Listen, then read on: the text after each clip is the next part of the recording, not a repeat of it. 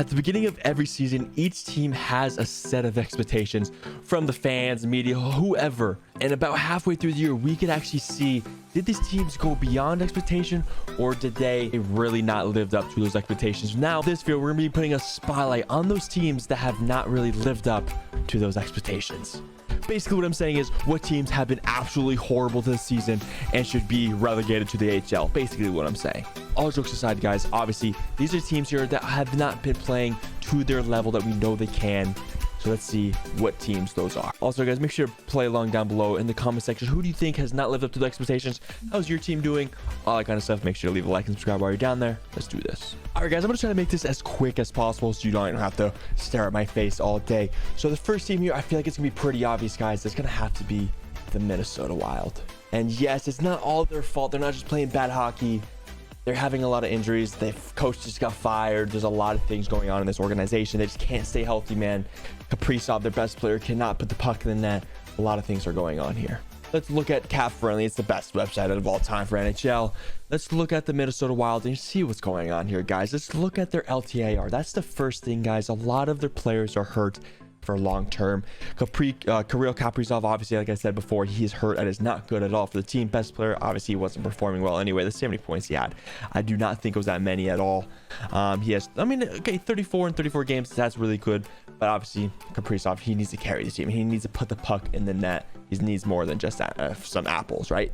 So other players here is Jared Spurgeon, their captain, probably their best D-man. He's a very, very good player, man.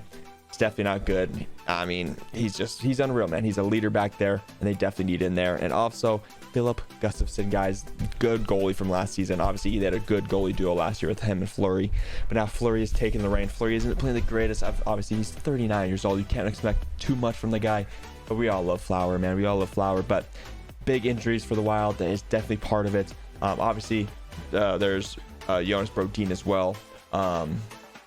Who is a great defenseman for this team as well. Stay-at-home D-man. Doesn't really show up much on the stat sheet, but he's a very, very underrated player in this NHL.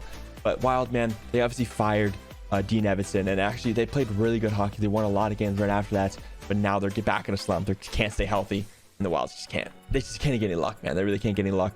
So if you look at the standings here, obviously they're on the outside looking in, but they're not too far out. They're only about, 7 points away from the playoff spot if the wild card with the Nashville Predators. So it's definitely close. They would have to go on a run and get healthy, but I could definitely see them doing it, man. They are a good team if they get rolling with Eriksson neck, if Kaprizov can pop off and Gustafsson can come back and take the crease away from Fleury and start winning games like they did last year. They can definitely happen, but if not, we'll see you next year, Minnesota. It is definitely a tough season for you guys so far. Up next, guys, it's a team that didn't have too much expectation, but I feel like the fan base also last year was like, okay, like we could do better because they had a lot of injuries last year, and they honestly were pretty close to the playoffs, and they barely missed out because of all of those injuries. They got an insane rookie on their roster now, so there's a lot of hype coming to this team. I wouldn't say playoff expectations maybe were there. I wouldn't say though like Stanley Cup contender even close, but these guys are very, very down from what we kind of thought they would be. And that is going to be the Columbus Blue Jackets. Just like the Minnesota Wild, guys, there's so many injuries on this team. Obviously, I could go through a lot of them. Let's go do that right now. You have Zach Werenski, your best D, man. He is absolutely unreal. I just feel like he can never stay healthy, man. He can really never stay healthy. He can't buy 10 games in a row, man. Patrick Laine, the same thing, man. He is so good. He puts the puck in the net, then he just can't stay healthy. He's always in the trade rumors. But how can you trade a man that gets hurt every single day? You really can't. Boone Jenner, their captain, is also hurt. Sean Corrali, some good players on this team, man. But also they do have some good players, man. Obviously, you have Johnny Gaudreau, who's a really good hockey player, but I feel like he hasn't been putting the puck in the net as he usually can. I think he has 25 points in about 40 games this year. Obviously, the rookie I was talking about is Adam Fantilli, man. We all love him. He was unreal. I feel like he's not doing as good as I thought, but I really haven't watched too many of their games, to be honest with you. But he looks like a natural goal scorer. This guy is absolutely unreal for sure. I do think I would love him to have it on my team for sure, but we'll see how he keeps developing. That's really all the Blue Jackets need to care about now. You're not making playoffs. Let's look at the standings here. They're pretty far out of playoffs. If I am correct, yeah, 34 points. They're not going to make playoffs. They're down about 12 in this very, very tough Metropolitan Division. You're not going to make playoffs. Just develop. You have a lot of young guys. Just develop them. That's all you care about. Put them in the right scenarios. and make them develop, especially Fantilli, man. He could be an absolute superstar. He could be the next Ovi with the goal scoring, and he's gonna be absolutely insane. So make sure you just develop, because you're not making playoffs, man. It is what it is. All right, guys, this next team honestly is completely different from those last two. Injuries is really not an issue for this team. We don't know what's wrong. This team had a stacked roster on paper. They have a lot of good young players. Last season, they were really good. And this year, what is happening, man? I don't know what is happening. I feel like you guess it. It's the Buffalo Sabres. If we look at this roster, guys, they have stars upon stars upon stars. Let's just go through a couple of them. Obviously, your best forward, your absolute superstar goal scorer, Tage Thompson, unreal player. He's not having the greatest year. He has 24 points in 29 games. He only has 12 goals. Last year, he almost put 50 piece up, 94 points. He's not on pace for that right now. I don't know what's going wrong with Tage, and if it's his line mates, I don't really know what's wrong there, but he's a superstar, unreal player. Then obviously on the back end, you have a lot of stars too. You have Rasmus Dahlin, who was really good, who took the next step last year, and he's doing still pretty good. I can't lie. I do like Rasmus Dahlin. And obviously you have Owen Power, who's really good as well. You have Devin Levi, you have Lucan. You have two really good goaltenders, young goaltenders. But if you look at both of their stats, here is Devin Levi. He has an .893 save percentage and 3.22 goals against. That is not good at all. Then there's Ukko-Pekka Luukkonen. By the way, I love saying that name. But .892 save percentage and 3.13 goals against average. It is not good enough. Obviously, it is not just their fault. It's not just their bad goaltenders. They're really good. They show good ability, obviously, in these games, but the defense in front of them aren't playing the best. But this team is so stacked. But what's wrong? Zach Benson. I didn't even talk about Benson. Unreal. Through the legs goal for your first one. Yeah, give me that. But this team is so good. Sabres fans, even the Atlantic Division fans, I don't really watch too much of Buffalo Sabres, even though the Penguins play them today, and watch us get absolutely rolled by them. That's just how it works. I'm talking bad about them right now. But this team is solid. Alex Tuch, he basically revived his career back in Vegas. Jordan Greenway is pretty solid. Middlestad is really good too. This team has a lot of good names, man, but they're just not gelling well together. I don't know if that's the issue. Sabres fans, comment down below. But yeah, you have a lot of good names. Honestly, this is like the same kind of concept I was talking about with the Vancouver Canucks.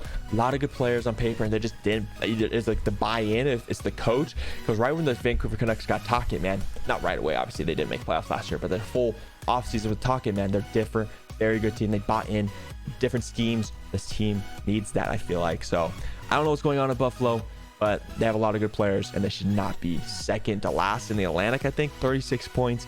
They're out by probably 9 points. Obviously, I'm not saying it's impossible to make playoffs here, but it's unlikely unless they're going on a big run here, because they can definitely do that. But I'm not saying that. But I think we had a lot more expectations. People are saying they're better than the Maple Leafs, better than the Lightning, better than the Panthers. And now they're almost that last. So that is that, guys, for the Buffalo Sabres. All right, guys, here's an honorable mention. I was going to put them in this video, but I was like, they had a bad start, but now they're doing really good. And I feel like we could all guess this is a pretty easy. The Edmonton Oilers. I thought, obviously, they had such a bad start, one of the worst of all time. But now they brought it back. And are they in playoffs? Let's look right now. And they are on the outside looking in right now. But obviously, they're fine. They're fine. They have games in hand. They have 4 games in hand on Knights and the Kraken, and they're only 2 points behind them. So they could definitely do this, guys. 100%. They're 100% making playoffs, guys. The team obviously had a bad start, but they brought it back. Is it a contending team? I mean, obviously with McDavid and Draisaitl, you have to say yes, I feel like. But Stuart Skinner's got to lock in. They need a trade, man. They do need a trade. Defensively, they're not playing good. Depth scoring, it's the same thing every single year. It's the same thing, and nothing really gets changed. Connor Brown, thought that was the answer, but was not. That's an honorable mention. I think they moved back into their expectations. All right, guys, the last one of this video, guys. We've talked about this team before on this channel, guys. I feel like it's pretty obvious if you know hockey. This team had a lot of hype. I've talked to a lot of their fans in the offseason. I made a lot of videos on them. I was high on them. They have a really good roster. They signed some good players in the offseason too, made some trades, and it's just not working out. Once again, last year was the same thing. They were supposed to be one of the teams, but now, and they missed playoffs by a pretty big margin last year, and now they're about to do it again, and that is going to be the Ottawa Senators. Let's look at the Ottawa Senators, man. They have a good roster. We all know Tim Stutzla is unreal this season. Brady Tkachuk, unreal. If we look at all these players, guys, let's look at, actually, let's go over here real quick. If we look at their little depth chart here, we can see that the forwards are actually putting the puck in the net, guys. Look at their top 6 right now.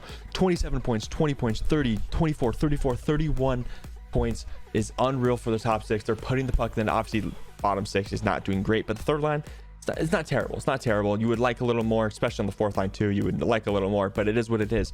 Top six is unreal. You guys just can't keep the puck out of the net. Even some of the defensemen, man. Chikrin's putting the puck in the net. Same thing with Sanderson. They're doing really good. Just the goalies, man. Look at Korpisalo here. 889 save percentage and 361 goals against. That is absolutely horrible. Same thing with the backup goalie, is not good at all either. It's not that they don't have that many injuries either. I don't really know what's going wrong with the Ottawa Senators. Fans, tell me what's going on.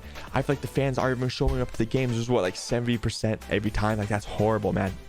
Especially in Canada, man. You got to, like, if you're a Canadian team, you're a big market. You got to be able to sell out, man. So I don't know if they need to relocate to, where they're going to relocate to. I would say what? Kazakhstan? I don't know. Obviously, it was a joke, but I don't know what's going wrong, what's going on with this team. They have good players on the roster. Comment down below. I don't know what's going on with this team. They have a lot of good players. They even got Tarasenko now. Like, they made some good trades. Korpisalo, we thought it was a good trade, but there's no good defenseman in front of him, so he's not going. He's not a Vasilevsky, man. You know, he's not gonna be making all those crazy saves. I don't know what's wrong. Comment down below what's wrong, guys. But those are the 4 disappointing teams. Comment down below if you guys do agree with me, but I think that's a pretty damn solid list. So thank you so much for being here, guys. Much love. It really does mean a lot to me when you guys are here commenting, talking to me, all that kind of stuff. Thank you so much. Make sure you leave a like and subscribe, guys. It really does help it a lot. Be great, and I'll see you guys later.